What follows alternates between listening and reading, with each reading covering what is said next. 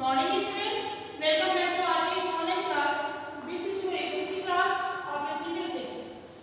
तो students पिछले दिन आप लोगों ने SSC की ज्योग्राफी में चैप्टर पढ़े थे, जिस चैप्टर का नेम था आवर कंट्री इंडिया स्टार्ट की थी, जिसमें आप लोगों को फिजिकल डिविजन्स ऑफ इंडिया के बारे में मैं बताई थी कि इंडिया के फिजिकल पार्ट को कैसे अलग अलग भागों में वर्गीकृत किया गया है।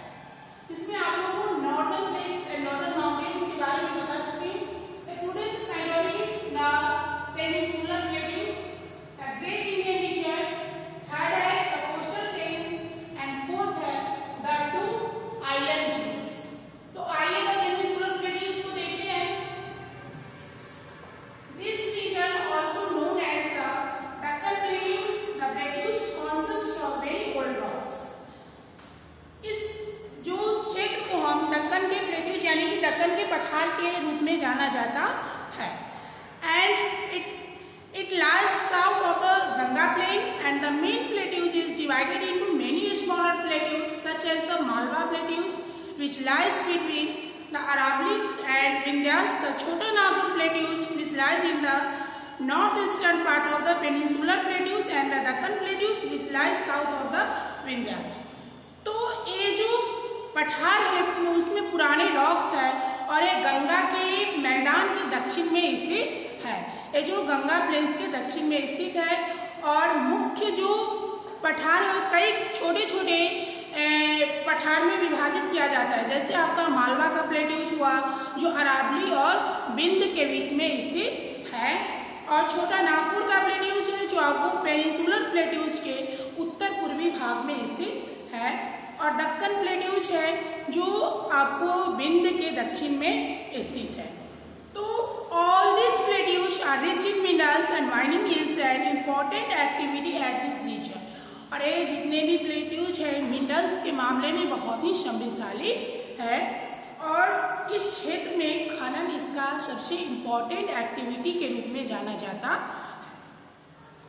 Many rivers originate from the plateaus region और कई नदियां जो है सो इस पठारी क्षेत्र से निकलती है।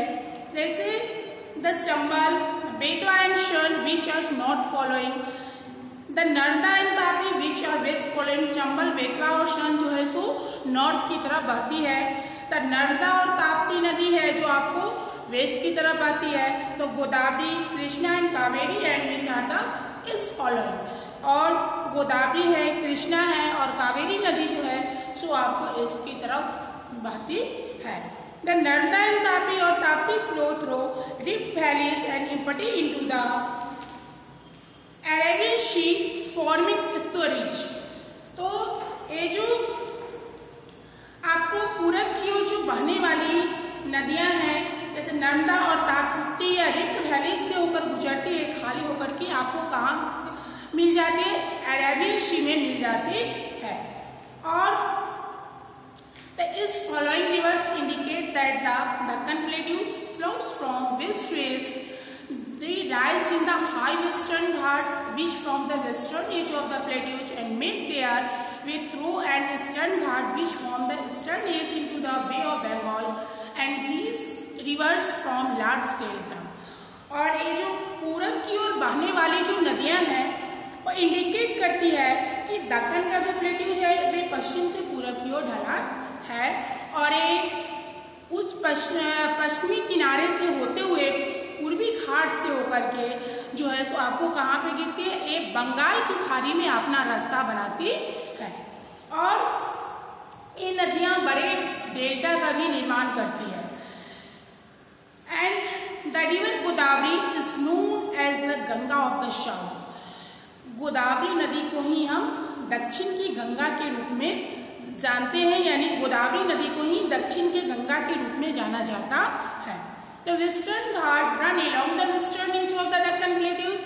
The Deccan Plateaus extend almost to the southern tip of India. The Nilgiri Hills, the Cardamom Hills and the Anamlai Hills are parts of the western Ghat. तो ये वेस्टर्न घाट जो है सो दक्कन के प्लेट्यूज के पश्चिमी किनारे पर चलता है और दक्कन के प्लेट्यूज के इंडिया के दक्षिण सिरे तक फैला हुआ है।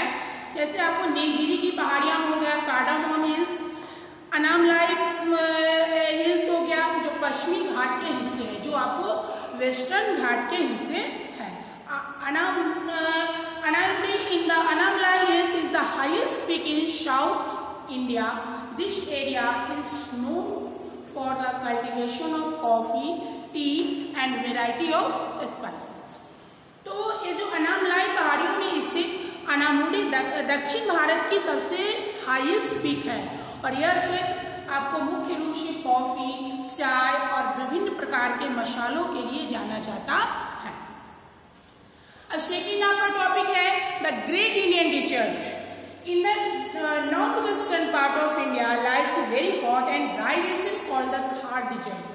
It extends westwards from the Aravalli Range into the desert of Sindh in Pakistan. तो ये जो आपको इंडिया के उत्तर पश्चिम भाग में बहुत ही हॉट और ड्राई रीजन है जिसको हम थार डिजर्ट के नाम से जानते हैं। और ये जो है अरावली पर्वतमाला से पश्चिम की ओर पाकिस्तान में सिंध के रेगिस्तान तक फैली हुई है और very little rainfall is received during the monsoon. और मॉनसून के दौरान जो है जो बहुत कम वर्षा यहाँ पे होती है। The prospects of agriculture is seasonal and limited. However, the construction of the Indira Gandhi Canal, which carries water from the river Satluj, has changed the landscape to a considerable extent. तो कृषि की संभावना जो है जो मौसमी और सीमित होती है, सीजनल खेती यहाँ पे होती है। हालांकि सतलज नदी से जो पानी ले जाने वाली इंदिरा गांधी कैनल के निर्माण ने इसके परिदृश्य को काफी हद तक बदल दिया है। ये जो है सो यहाँ पे जो सीजनल खेती होती है क्योंकि ये हॉट और ड्राई इलाका है, बट आपको जो सतलज नदी से जो पानी ले जाने वाली इंदिरा गांधी कैनल का जो निर्माण हुआ है वो इसके परिदृश्य को काफी हद तक बदल दिया है। एंड थर्ड है आपका the coastal plains. These are narrow plains divided into two parts. इसको दो पार्ट में डिवाइड किया गया है।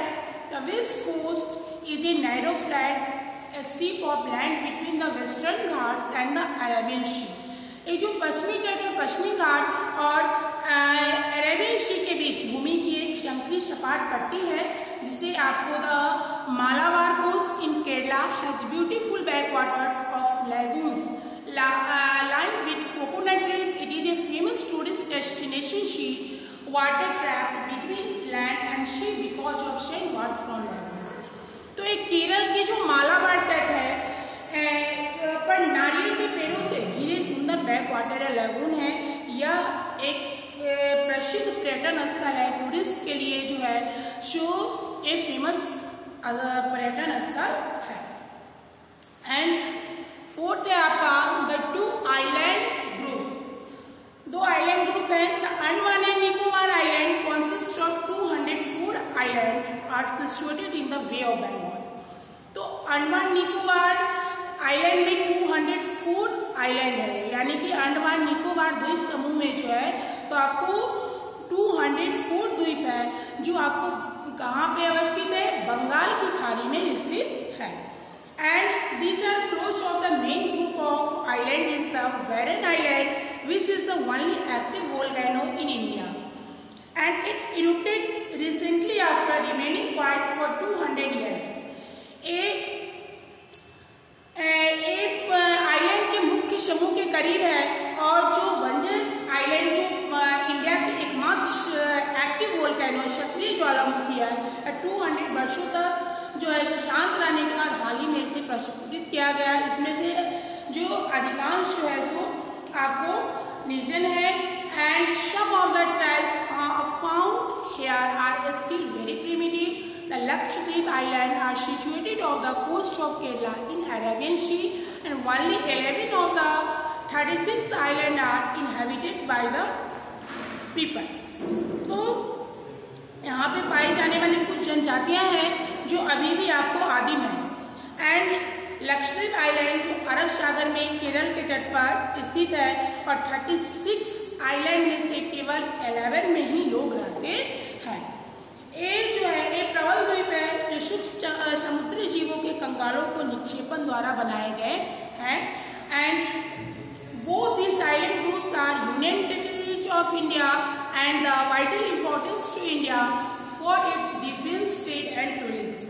ये जो आपको ये द्वीप जो है आकार या संख्या में उतने बड़े नहीं है जितने आपको अंडमान एंड निकोबार आइलैंड है, और ये दोनों आइलैंड समूह जो है सो इंडिया के केंद्रशासित प्रदेश हैं, जो इंडिया के डिफेंस में रक्षा का काम करता है, ट्रेड व्यापार का काम करता है और पर्यटन के लिए बहुत ही महत्वपूर्ण है। तो इस प्रकार से आपका जो